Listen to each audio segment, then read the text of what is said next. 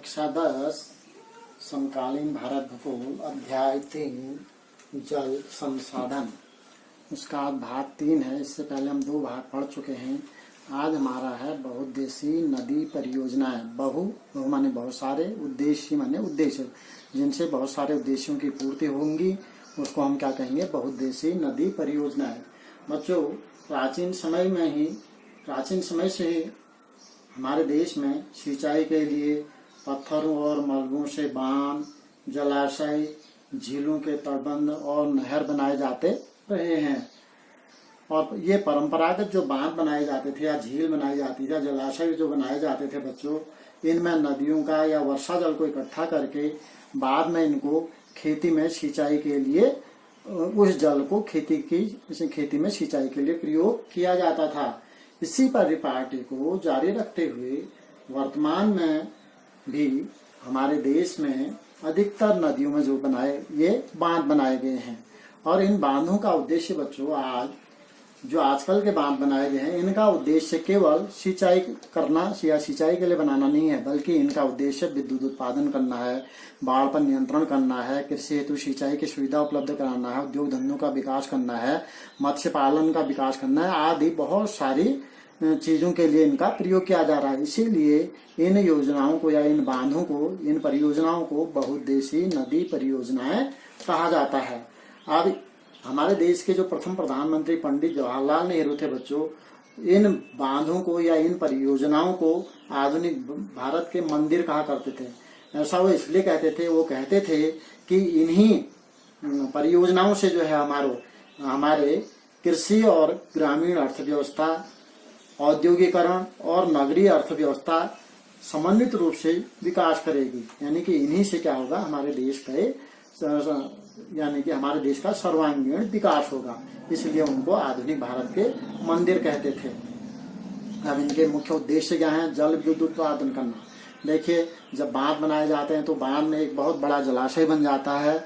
उन जलाशयों से उनके नीचे टरबाइन लगी रहती है और उनसे विद्युत उत्पन्न की जाती है। ये विद्युत हमारे पूरे देश में घरों को रोशन करने के लिए और उद्योगों को चलाने के काम आती है। तो जल विद्युत उत्पादन करना एक उद्देश्य हो गया। दूसरा, बाढ़ पर नियंत्रण करना। इन बांधों को बनाने का मुख्य उद्देश्य था बाढ़ पर नियंत्रण करना। हमारे देश का जो पहला बांध बनाया गया था वो दामोदर नदी पर बनाया गया था बच्चों। उसका मुख्य उद्देश्य ही था बाढ़ पर नियंत्रण। उस समय जो है दामोदर नदी जो है पश्चिमी बंगाल और आसपास के क्षेत्रों में भयंकर बाढ़ आया करती थी उस नदी से, और सारा क्षेत्र जलमग्न हो जाता था। उसी से रक्षा करने के लिए, उसी बाढ़ से बचाने के लिए तो वहां पर ये बांध बनाया गया था। तो बाढ़ पर नियंत्रण करना भी इनका। कृषि हेतु सिंचाई की सुविधा उपलब्ध कराना। देखिए, जब बांध बनाया जाता है तो उसमें बहुत बड़ा जलाशय बनता है, उससे नहरें निकाल करके बहुत बड़े क्षेत्र में सिंचाई की सुविधा उपलब्ध हो जाती है, जिससे कृषि का उत्पादन बढ़ जाता है। उद्योग धंधों का विकास करना। इन नदी घाटी परियोजनाओं का या बहुउद्देशीय परियोजनाओं का एक मुख्य लाभ यह है कि उद्योग धंधों का विकास हुआ है। उद्योग धंधों का विकास इसलिए हुआ है क्योंकि इन नदी घाटियों से उत्पन्न होने वाली विद्युत यानी कि बिजली जो है, हम इनके लिए ऊर्जा चाहिए और ये ऊर्जा हमको इससे उत्पन्न होने वाली विद्युत से ही प्राप्त हो रहा है। तो उद्योग धंधों का बहुत सारा विकास हुआ इन नदी घाटी परियोजनाओं से। मत्स्य पालन का विकास, और जो बांध वहां पर बनाए जाते हैं बच्चों, वहां पर बहुत बड़ी झील या जलाशय बन जाता है।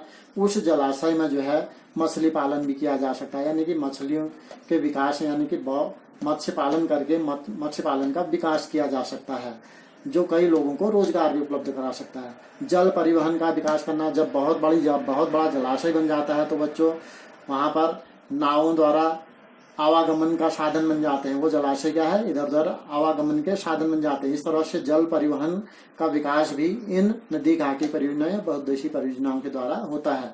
शुद्ध पेयजल की व्यवस्था करना। जब नदी घाटी परियोजनाएं बनती है, बांध बन जाता है बच्चों, तो उस पर बहुत बड़ा जलाशय बनता है और इन जलाशयों से महानगरों, नगरों, गाँवों, कस्बों तक जो है शुद्ध पेयजल यहीं से पहुंचाया जाता है पाइपलाइनों के द्वारा। तो ये पेयजल भी उपलब्ध करवाते हैं। मृदा अपरदन पर नियंत्रण करना। अभी हमने कहा, देखिए, ये बाढ़ पर नियंत्रण करते हैं। ये बांध जो है बाढ़ पर नियंत्रण करते हैं। बाढ़ पर नियंत्रण करेंगे तो मृदा को बहने से भी बचाएंगे। अगर बाढ़ नहीं आएगी तो मृदा बहने से बच जाएगी, यानी कि मृदा अपरदन बच जाएगा। तो मृदा अपरदन पर भी ये नियंत्रण करते हैं। और मृदा अपरदन पर नियंत्रण कर दिया, हमारे भूमि की ऊपरी परत बहने से बच गई, यानी कि उपजाऊ परत बहने से बच गई, तो हमारे कृषि उत्पादन अच्छा होगा, यानी कि मृदा अपरदन रोकने में भी ये सहायक है। पर्यटन को बढ़ावा, देखिए जब बच्चों कहीं पर भी बांध बनाया जाता है तो वहां पर एक बहुत बड़ा जलाशय या झील का निर्माण हो जाता है। वहां पर लोग घूमने आते हैं और वहां पर नावें चलती हैं तो नौकायन का आनंद लेने के लिए, घूमने के लिए वहां पर आते हैं, तो वहां पर पर्यटन को बढ़ावा मिलता है, जिससे बहुत सारे लोगों को रोजगार भी मिलता है। तो इस तरह से इन नदी घाटी परियोजनाओं के बहुत सारे उद्देश्यों की पूर्ति होती है, यानी कि बहुत सारे लाभ हैं। देखिए बच्चों, इनसे लाभ के साथ साथ इनसे कुछ हानियां भी हैं। जब बड़े बड़े बांध बनाए जाते हैं तो उनसे कुछ हानियां भी हैं, जैसे नदियों का प्राकृतिक बहाव रुक जाता है। नदी का जो अपना बहाव का रास्ता था बच्चों, वो बहाव क्या हो जाता है, अवरुद्ध हो जाता है, यानी कि रोक दिया जाता है। तो उसके नीचे के जलीय जीवों के जीवन पर क्या संकट उत्पन्न हो जाता है। जलाशय की तली पर तलछट जमा, जो जलाशय वहां पर बनता है यानी कि झील बनती है, उसके तली में बहुत सारा अवसाद जमा हो जाता है, मिट्टी जमा होता है और धीरे धीरे करके वो चट्टान का रूप ले लेती है। तो वो स्थान है, वो जो उस जलाशय में रहने वाले जलीय जीव हैं, उनके भोजन और आवास में जो है उससे बाधा उत्पन्न हो जाती है, यानी कि उनका जीवन संकट में पड़ जाता है और धीरे धीरे करके वो जलाशय फिर भरने लगता है। बड़ा क्षेत्र जलमग्न हो जाता है। देखिए बच्चों, जब बांध बनता है तो किसी भी क्षेत्र में बहुत बड़ा जलाशय बनता है, उस जलाशय में बहुत सारा भूखंड यानी कि हमारी कृषि योग्य भूमि या बहुत सारे गांव क्या है डूब क्षेत्र में आ जाते हैं, यानी कि डूब जाते हैं, जलमग्न हो जाते हैं।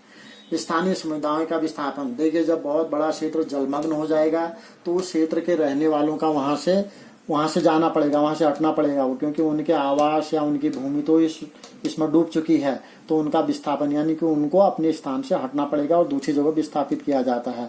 और वो लोग चाहते नहीं है कि हम अपना क्षेत्र छोड़ें, लेकिन मजबूर होकर के उनको जबरदस्ती वहां से विस्थापित कर दिया जाता है, जो उनके लिए लाभदायी नहीं बल्कि हानिकारक उनको लगता है।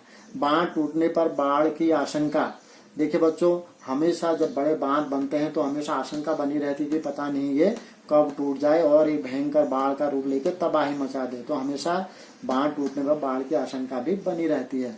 बड़े बांध आंदोलन के जन्मदाता भी बने हैं। देखिए बच्चों, जब बड़े बड़े बांध बनाए जाते हैं तो अभी हमने कहा बहुत सारा क्षेत्र जलमग्न हो जाता है, स्थानीय लोगों का विस्थापन होने लगता है। तो उससे जो स्थानीय लोगों को जब बड़े बांध बनते हैं तो सीधे सीधे कोई भी फायदा नहीं होता, उनको कोई वहां पर लाभ नहीं होता है और भी उनको अपनी पैतृक भूमि, अपनी जन्मभूमि छोड़नी पड़ती है, जिसके लिए वो बिल्कुल तैयार नहीं होते हैं। तो आंदोलन करने लगते हैं, जैसे इसमें नर्मदा बचाओ आंदोलन हुआ था, टिहरी बांध बनने पर टिहरी आंदोलन हुआ था। तो ये बड़े बड़े बांध जो हैं, बड़े बांधों ने आंदोलन को भी जन्म दिया है। अत्यधिक वर्षा होने पर बाढ़ नियंत्रण में असफल, देखिए बच्चों, जब बहुत अधिक वर्षा होती है तो इन बांधों में बनने वाले जलाशय भर जाते हैं और जलाशय भर जाते हैं तो फिर अतिरिक्त पानी जब जमा होने लगता है तो उस पानी को इन बांधों से छोड़ दिया जाता है।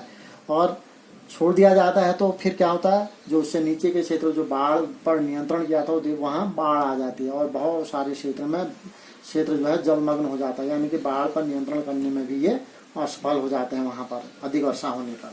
तो बच्चों, इस तरह से इन बहुउद्देशीय नदी घाटी परियोजनाओं से हमने लाभ और हानियां देखी।